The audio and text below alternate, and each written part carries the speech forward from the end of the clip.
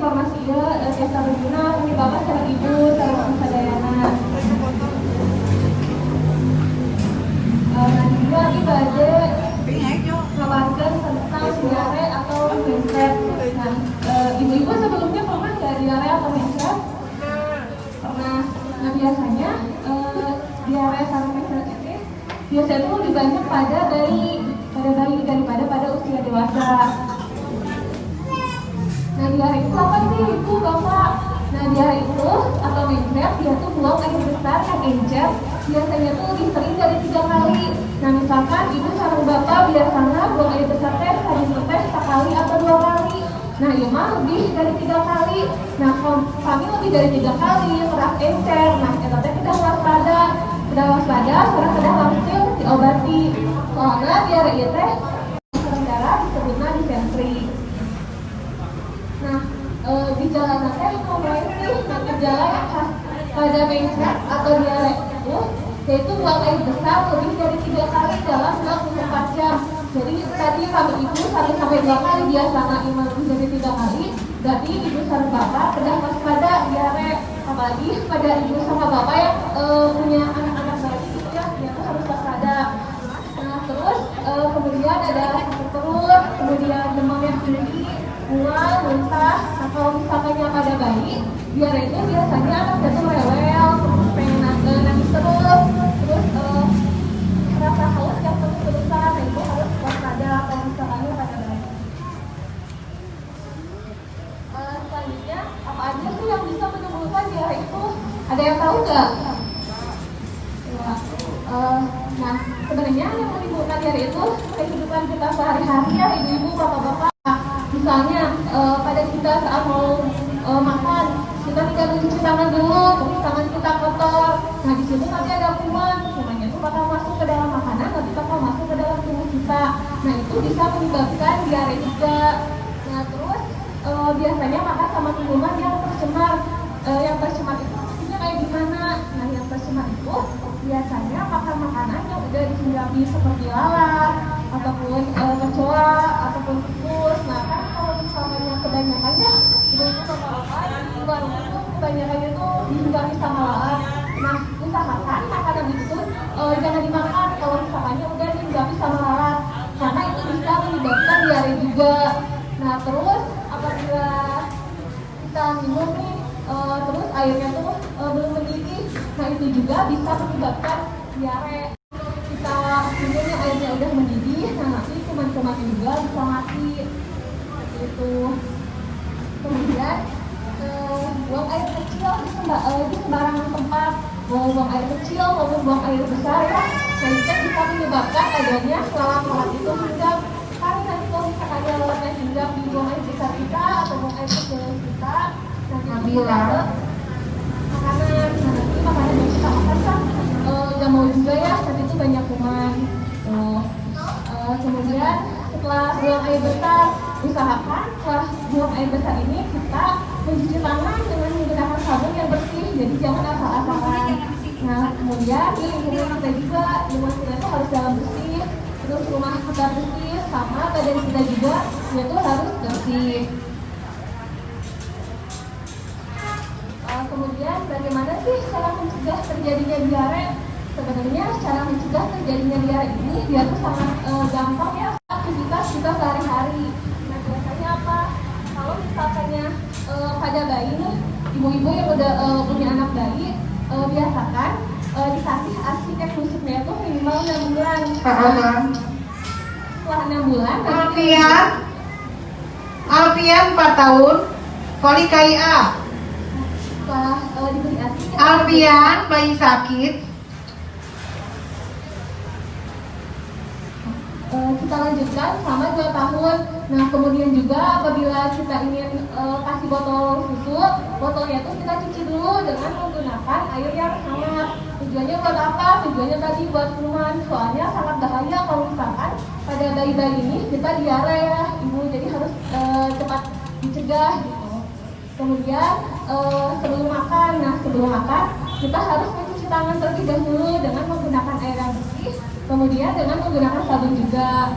Nah terus waspada yang pedas, terus Terus juga usahakan banyak minum-minuman atau makanan-makanan yang banyak airnya seperti buah-buahan seperti itu. Kemudian biasakan juga kalau misalnya buang air besar dan juga buang air kecil itu di tempatnya atau di jamban. Kan biasanya dalam perjalanan sering banget ya kita buang air kecil misalkan di seberang tempat atau di jalan, nah itu nggak boleh. Jadi usahakan kalau misalnya emang udah kebelet itu kita di rest area atau di mana, jangan buang sembarangan.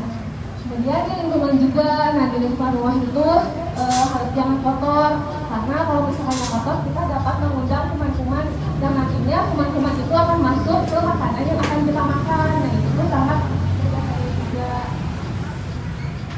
Nah terus misalkan ada yang nanya nih, diare itu sebenarnya kalau misalnya kita diare harus langsung dibawa ke rumah sakit atau puskesmas atau enggak? Nah jawabannya itu bisa kita lakukan pengobatan di rumah sakit. Dengan cara apa?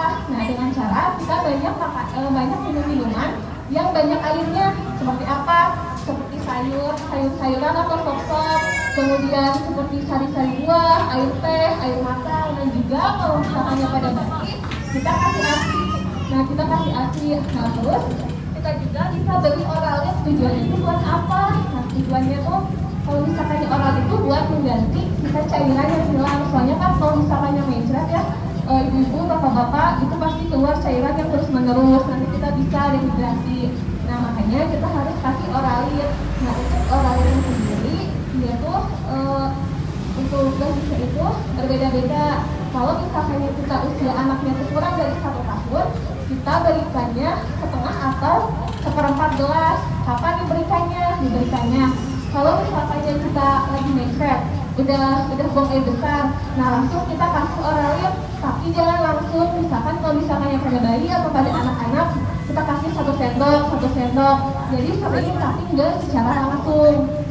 Terus apabila itu dikasihnya setengah gelas atau sampai 1 gelas. Apabila anaknya itu lebih dari 5 tahun, kita kasihnya 1 sampai 1,5 gelas setelah buang air besar. Nah terus apabila dewasa juga kan bisa ya mencret. Biasanya itu gara-gara makan pedas ya kebanyakan. Nah dewasa ini dikasih Oralitnya tuh 1,5 sampai 2 gelas biasanya setelah buang air besar. Nah selanjutnya selama diare itu kita tuh jangan malah memberhentikan ASI pada bayinya, karena itu sangat berbahaya. Yang harusnya kita butuh minuman atau dari ASI tersebut kita malah dihentikan. Nah itu tidak boleh. Nah terus kemudian misalkan ada nih kalau misalnya sekarang mah dia nih anak saya masih kecil mencret, biasanya kalau misalnya mencretnya mau tumbuh gigi ya misalkan atau mau tumbuh kembang ya.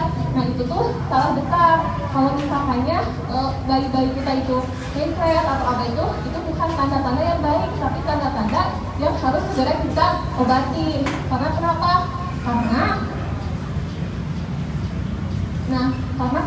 Karena diare itu merupakan penyebab kematian tersering pada bayi. Jadi kalau misalnya bayinya udah ada tanda-tanda ke arah diare, kita harus cepat waspada. Kapan kita bawa ke dokter atau bawa ke rumah sakit? Nah kalau misalnya kita dalam 3 hari ini kita misalkan udah makanan sama minuman yang berkuah-kuah, terus kita udah kasih Oralit, tapi kenapa masih mencret ini sudah 3 hari? Nah kita harus waspada. Terus apabila rumahnya tuh berulang-ulang, terus kemudian rasa haus yang lebih udah haus tapi nggak mau minum, nah itu harus cepat dibawa ke rumah sakit ataupun puskesmas terdekat. Karena harus hati-hati banget ya, apalagi untuk yang bayi yang masih kecil. Nah ini diare ini merupakan salah satu penyebab kematian. Nah maupun sebabnya diare itu gara-gara apa, dia kotor ataupun dia lingkungannya kurang bersih, itu tetap aja diare, itu tetap aja penyakit. Nah meskipun kita supaya diare karena suka makan makanan pedas atau apa, nah itu tuh sangat berbahaya sebenarnya. Jadi harus segera kita cegah. Yang lebih baik kan kita mencegah ya, ibu-ibu bapak-bapak daripada mengobati. Soalnya meskipun diare itu seperti hal sepele atau hal kehidupan sehari-hari juga kita sering, tapi itu sebenarnya sangat berbahaya. Perkenalkan, nama saya Dr. Nida Nahayubunya dari Fakultas Kedokteran Malaysia. Itu sebelumnya ibu pernah berobat ke sini sering. Oh, ibu sering berobat ke sini. Itu tadi keluhan nyeri punggungnya berapa lama? Kadang-kadang terasa, kadang-kadang enggak gitu, tapi sekarang terasa gitu, 2 mingguan kan. Oh, kalau misalkannya sedang beraktivitas makin sakit nggak bu? Apa? Kalau misalkan ibu pada saat aktivitas melakukan kegiatan sakit nggak? Sakit punggungnya sakitnya? Sakitnya nanti bu, apa terus-terusan? Enggak, kadang-kadang sakit, kadang-kadang enggak, tapi sekarang mah ukuran ini sakit, ada apa nih, 2 mingguan. Udah 2 mingguan. Ibu sering ini keluhannya sering air kecil ya? Pada pagi hari bu atau Terus sembahyang isya teh tajam sekali ya sampai subuh. sampai subuh? Oh jadi tapi terusannya bu yang tiap malam. Kalau nafsu makannya gimana bu? Loh, makanya mau dikurangi. Mau dikurangi, mau gitu. Kalau pagi-pagi sarapan, tengah hari makan, ya. Kadang-kadang sore, kadang-kadang makan, kadang-kadang enggak. Oh iya, kalau misalkan mau minumnya bu, ada rasa haus terus-terusan nggak bu? Enggak. Pengen minum? Enggak, biasa aja. Buang pada saat ibu buang air kecil, ibu sampai pipis nggak itu bu? Enggak. Iya, nggak sakit. Langsung gitu mau pipis. Oh iya, nah mungkin ibu buat dari keluhan ibu sering sakit punggungnya ya bu, mungkin dari faktor usia juga, nah ibu sering-sering istirahat, jangan kecapean, terus dari makanannya juga dijaga ibu, lebih banyak makan makanan vitamin, terus kemudian hindari juga kayak makan jeroan, ibu tahu makan jeroan? Ya, makan jeroan, terus makan emping juga bu, atau makan yang berminyak-minyak hindari. Nah terus ini buat buang sering buang air kecilnya, ibu juga hindari makanan-makanan yang manis-manis, sebaiknya dikurangi. Buang airnya juga terkontrol ya. Terus ini kalau misalkannya di mata sejak kapan bu? Mata mah udah lama. Tapi kalau sering keluar air, kalau mau ngaji sekali sedikit. Tapi kalau bangun tidur ada itu kan kotoran gitu, biasanya mah tara gitu. Ya nanti kalau misalkan ada kotoran dibersihin aja ya bu ya, bisa menggunakan air hangat sama air bersih. Nanti juga di sini dikasih obat saraf sama atau katetes ya bu ya, nanti buat biar matanya tuh sembuh gitu ya bu ya. Mungkin kita aja bu Ibu minta saraf juga apa? Luka gitu, minta saraf. ya kalau misalkan ada luka juga dibersihin ya bu ya. Ini kan kalau sembahyang tuh sakit tuh, itu ini. Ada luka di kaki ibu? Ya sedikit ini tuh, anak ini. Dari kapan ibu? Ini mah dari dulu ini terus udah dilarang tapi ada sedikit cuma sedikit lagi. Ya sering-sering bersihin ya bu lukanya, terus juga jangan minuman atau makan makanan yang manis.